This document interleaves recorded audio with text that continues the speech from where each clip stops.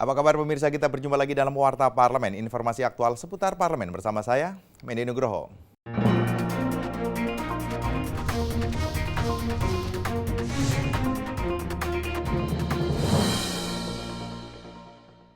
Terkait dengan kedatangan Raja Arab Saudi Salman bin Abdul Aziz Al Saud beserta para pangeran dan pengusaha Arab Saudi ke Indonesia, pimpinan DPR RI berharap kunjungan ini dapat meningkatkan kerjasama kedua negara, khususnya dalam bidang energi, pariwisata, keamanan, dan penyelenggaraan ibadah haji.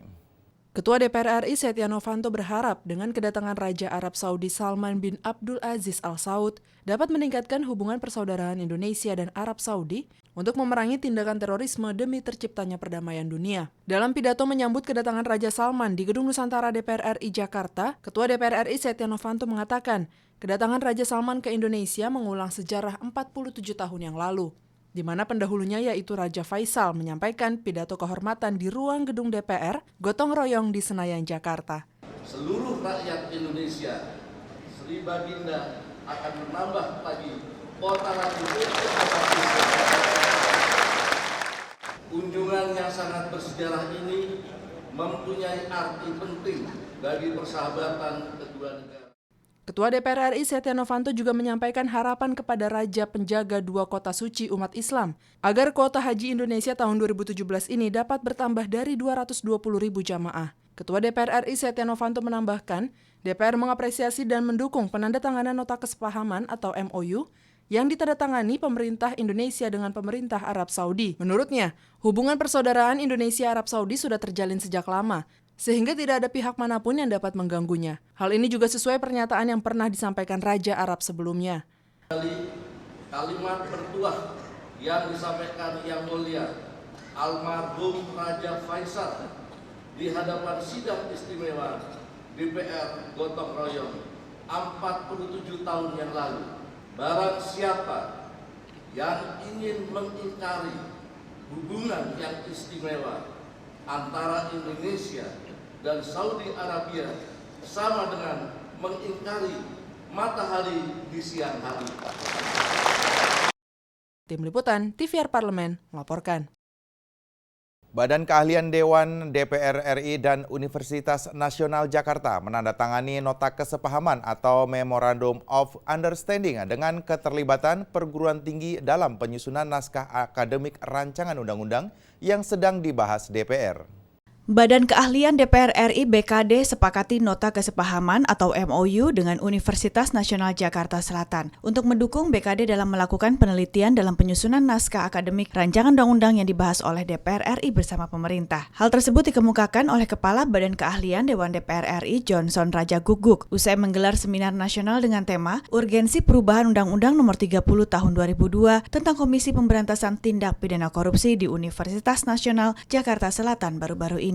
Johnson Raja Guguk mengatakan tindak lanjut dari kerjasama antara DPR dengan Universitas Nasional salah satunya untuk mendukung BKD dalam melakukan penelitian dalam penyusunan naskah akademik perundang-undangan yang akan dibahas DPR RI dengan pemerintah. Apa yang kita kerjasamakan di situ adalah tentu sesuai dengan tugas-tugas dari Badan Keahlian, tentu sesuai juga dengan tridharma perguruan tinggi, yaitu penelitian, kemudian juga ada hal-hal lain dalam kaitan penyusunan naskah akademik atau kajian-kajian yang saya katakan tadi.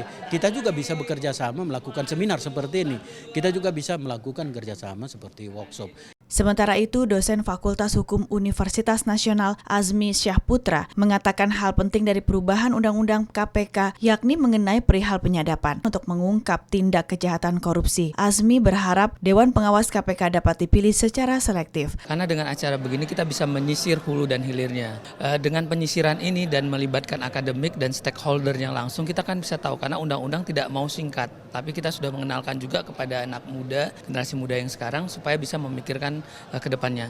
Yang menjadi catatan di sini adalah memang ada dua kelompok di masyarakat. Ada yang kelompok yang pro, ada juga yang kontra.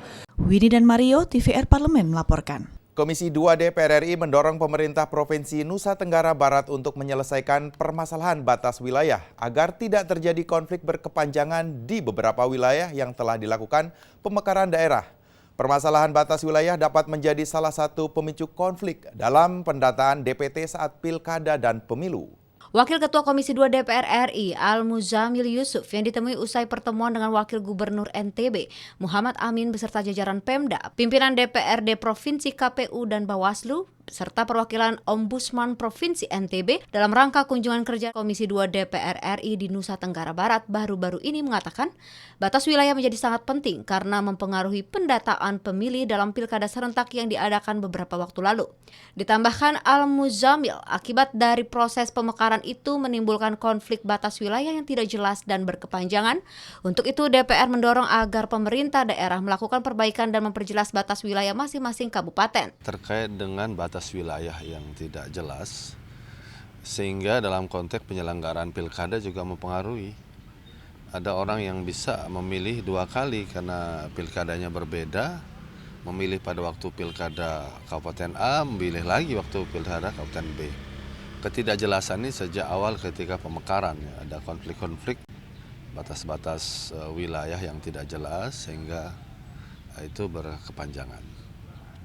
Ada juga masukan kepada kita adalah yang mereka sampaikan terkait dengan undang-undang. NTB ini penduduknya lebih besar dari NTT, tapi anggota Dewan Provinsinya, pusatnya mereka katakan lebih besar NTT. Mereka ada 10 atau 11, NTT ada 13. Sehingga ini... Sementara itu, anggota Komisi 2 DPR RI Tamanuri menyatakan persengketaan batas wilayah sebetulnya dapat diselesaikan dengan melakukan koordinasi antara jajaran Pemda hingga ke pusat. Oleh karena itu, Tamanuri mendorong agar pemerintah daerah mengambil kebijakan yang tepat dalam menyelesaikan batas wilayah agar tidak menjadi konflik. Batas desa, persengketaan batas desa itu diselesaikan oleh camat yang dibimbing oleh bupati. Batas kecamatan itu diselesaikan oleh bupati kepala daerah. Batas kabupaten itu diselesaikan oleh gubernur. Memang itu batas provinsi diselesaikan oleh Menteri Dalam Negeri. Jadi nggak ada masalah itu. Jadi ini kalau sekarang ini masih ada masalah mengenai batas-batas kecamatan, batas-batas masalah batas kabupaten antara Lombok Tengah dan Lombok Timur tadi, itu sebetulnya ya mungkin karena kebijakan yang diambil oleh pemerintah daerahnya tidak cepat. Dari Nusa Tenggara Barat, Zikri Amin, TVR Parlemen melaporkan. Demikian Warta Parlemen kali ini, sampai jumpa pada Warta Parlemen berikutnya. Terima kasih atas perhatian Anda. Wassalam.